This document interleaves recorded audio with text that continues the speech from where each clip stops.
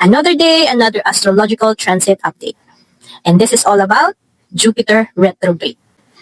So mabilis ang interpretation, Jupiter is the planet of luck, fortune, and abundance. While retrograde is the period of reflection and re-evaluation, or a time for slowing down. Meaning, the focus of this energy shift is a delay on our progress, growth and expansion will be limited, and medyo hindi sumasang-ayon sa atin yung good luck.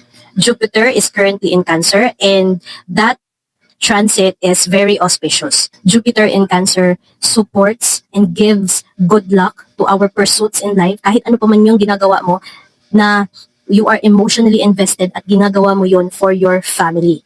So ngayon na nagre-retrograde si Jupiter, this is the time to reflect and evaluate the things that you are doing, kung worth it ba yung mga taong pinaglalaanan mo ng effort mo at pagsisikap mo. Worth it ba yung mga sacrifices na ginagawa mo para sa mga taong to? Kasi baka todo diskarte ka, todo trabaho ka, todo pagsisikap ka para sa pamilya mo, pero meron na pala tong negative impact sa'yo. Maaring nasasakripisyo mo na yung sariling kaligayahan mo at yung health mo.